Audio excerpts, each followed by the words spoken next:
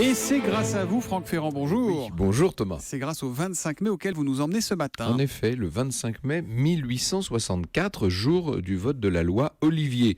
Cet événement, en effet, devrait nous parler davantage par les temps qui courent, car cette loi abolit le délit de coalition.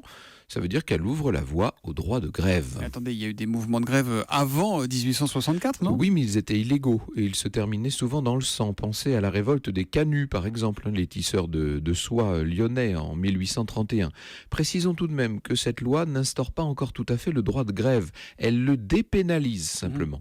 Ce qui ne l'empêche pas de punir ceux qui, je cite, à l'aide de violences, voies de fait, manœuvres frauduleuses, tenteraient d'amener ou de maintenir une cessation concertée du travail dans le but de forcer la hausse ou la baisse des salaires ou de porter atteinte au libre exercice de l'industrie ou du travail. Votre loi, elle reste ambiguë quand même, Franck. Oui, mais on est sous le Second Empire. Oui. Mais en l'état, c'est déjà un grand pas, encouragé d'ailleurs par Napoléon III.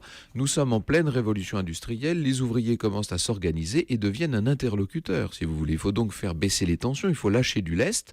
On est dans la deuxième partie du règne, la partie de l'Empire libéral.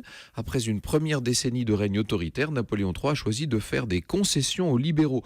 Vous avez bien compris que le terme libéral a un sens à l'époque très différent du nôtre. Alors à l'époque, en 1864, la CGT n'existait pas, mais il existait des syndicats déjà ou pas ? Non, pas encore. Il va falloir attendre pour cela la loi Waldeck-Rousseau, 20 ans plus tard. Et puis, nettement plus tard, en 1946, le droit de grève sera inscrit dans le préambule de la Constitution, donc consacré.